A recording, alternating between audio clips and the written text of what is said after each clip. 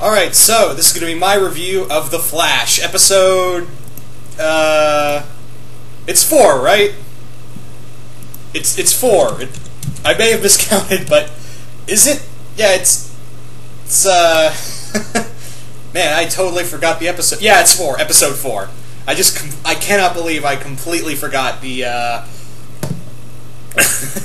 I can't believe I forgot that. Anyway... so this is the episode that brings in Captain Motherfucking Cold, and was it awesome? You bet your comic loving ass it was. This is probably like I've really enjoyed the show so far, but this is like the episode that made me go, "Oh my god, this is such a good show."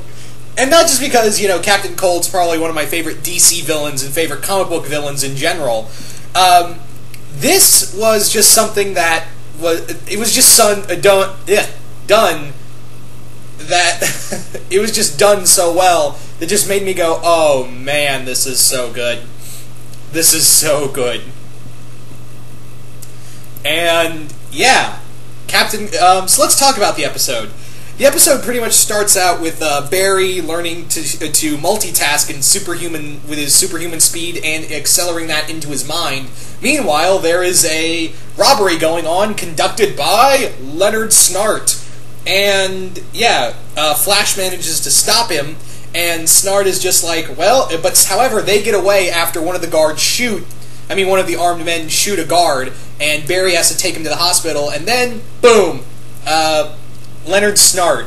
And yeah, Wentworth Miller as Leonard Snart, Captain Cold, he comes off so cold and calculating, and again, pun intended, and just dangerous. He's very organized, and yeah, really good at this. And also, he has the whole rules that, you know, will kind of factor into something that I'll talk about in a little bit.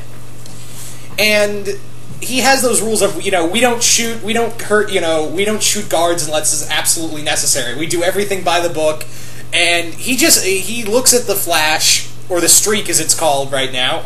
He looks at him and be like, okay, this is not like some police drone, this is a man, and I'm gonna find a way to stop him. So what does he do? He gives a call to a weapons dealer who stole weapons from Star Labs while they were, you know, during the destruction, stole something, and gets the cold gun.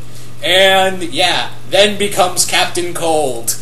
He also gets the goggles, which was so good. I like how they put the science in the cold gun too, of having it that it's not really much ice, it's more like a cold flame. And yeah, the goggles prevent glare because it's so bright it could just blind the guy who's shooting the gun. So obviously Snart just turns around and be like, "Oh, sorry, buddy, I'm killing you." Also, we get a mention to another gun that I'll talk about, and I was like, "Oh, are they doing what I think they're doing in this episode?" So, yeah. Meanwhile, I almost said Oliver. Barry finds him and Joe discover, you know, it's Leonard Snart, and they actually make fun of the name Leonard Snart, and we get a backstory on Leonard's, a little bit of Leonard's childhood, that his dad was a corrupt cop and abused his kids. And Snart, thanks to his father's records, knew the ins and outs of police records, and he knew how they kind of worked and how the Central City, time worked. How, you know, he could map out everything in his head, and yeah, I really liked how they kind of used that advantage to, oh, he was an officer's kid. His dad was shit, but now he knew, you know, he kind of could pinpoint how the police exactly worked in the city and how they kind of filed up. He's also kind of brought up as kind of being obsessive. When he sets his mind on something, he can be, you know, nothing's going to get in his way. We also get a mention of what he's stealing, the Kuraki Diamond. And if you guys know Captain Marvel, you guys know what where Kurak is, you know, home of Teth Adam. But yeah, that was so cool. Again, pun intended. We also get the return of Felicity, which is really cool. She literally went by train to come see Barry. And again, I know there's the subplot going on between Eddie Thwain and Joe and Iris, so they're all like having the silent treatment. I don't care. I really don't care about any of the romantic stuff between Eddie and Iris because it's done so CW. It's not even fun. I'll just bring up this real quick. The reason why Joe wants to give the silent treatment to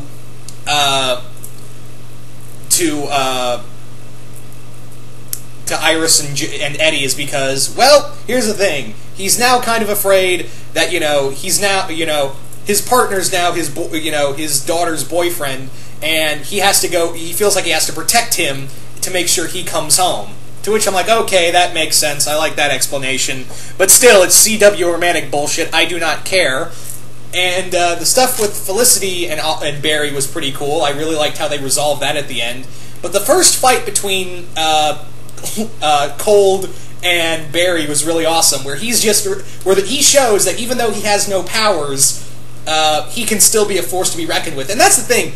Jeff Johns wrote this episode along with Kai Wu Yu. I don't know. I hope I said that last name right. But Johns did. I guess Kai did all the romantic stuff, and Johns wrote all the superhero stuff. And yeah, the Cold Gun is awesome. And how, even though he's just a human being, and I like that they didn't make him New 52 Captain Cold, they just kept him regular Captain Cold. Leonard just completely starts freezing shit all over the place, and the Flash is trying his best to save everyone. He, however, is unable to save one person. And then we get the shocking truth of where the Cold Gun came from. Cisco created it. Cisco created it to stop Barry. It was built to kill Barry Allen because Cisco said, "Look, we didn't know you. We didn't know you when we didn't know if you came out of that coma, if it affected you, or you were just crazy, or just these powers would corrupt. If you had powers, you could be corrupted. We didn't know, so I built that gun to stop you." And here's the thing, Jeff Johns has always said that even though, Reverse Flash has done a lot of stuff to him, Jeff Johns in multiple interviews and, talking about the Flash has kind of said, I've always thought Captain Cold is the Flash's arch nemesis. That's all. He's always been to me the arch enemy because he can create the absolute zero, which nothing can move. So in a way, and in here, Johns kind of makes a point of, yeah, Captain Cold's someone Barry just can't fuck with.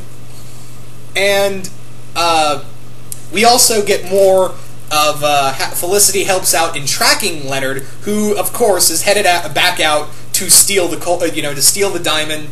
And there's this great moment where he also is wearing the parka. He's wearing the parka, and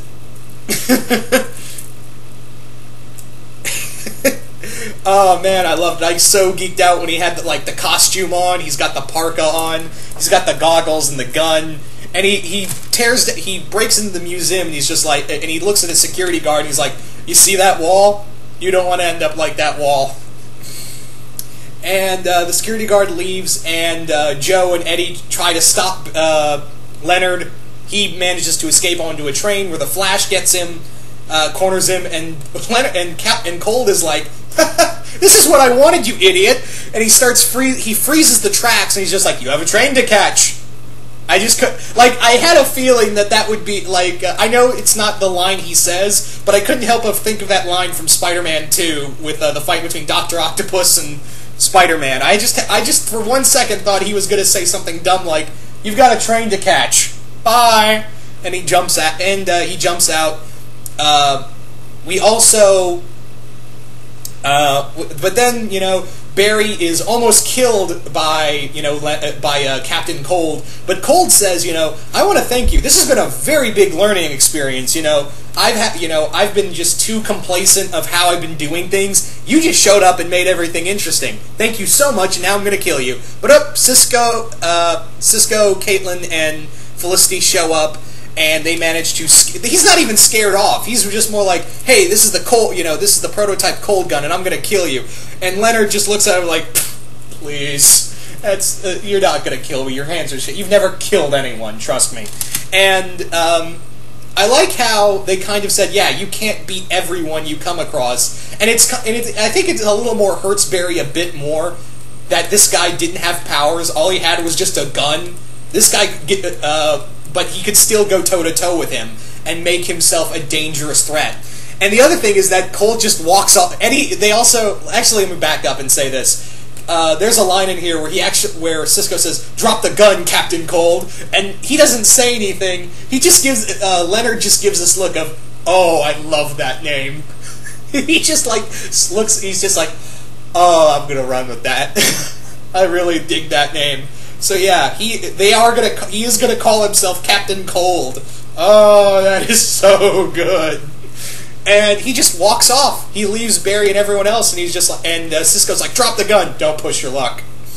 He just walks off. But now, kind of saying, "Yeah, the Flash, I'm gonna, the Streak, I'm gonna kill him, but not right now. I need some help." So, end of the day, Felicity has to return back to Starling City after helping them, discover Snart and all that.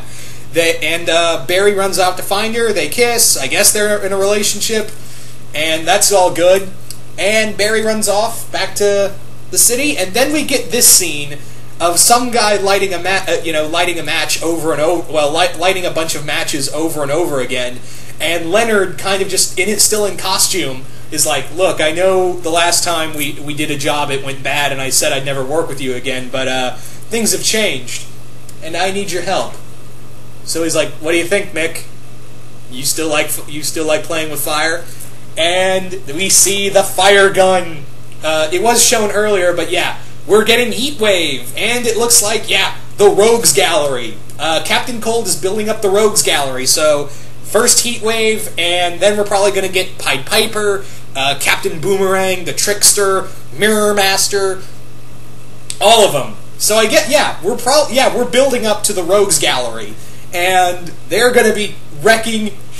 they're just going to be fucking Barry shit up backwards for the rest of the series. And I'm really curious to see, is Jeff Johns going to play with the whole Captain Cold and the other rogues? They're bad, but they're not like the worst people. They have a code of conduct. So I'm guessing in later seasons we'll see that kind of manifest. Is that, they'll even help Barry if necessary. All in all, absolutely love this episode. I thought it was just so goddamn epic. But you guys tell me, what did you guys think of this episode? Did you like it? Did you hate it? And what do you think of Wentworth Miller as Captain Cold? Let me know in the comments below. And once again, hope you all enjoyed this, and I will see you guys later.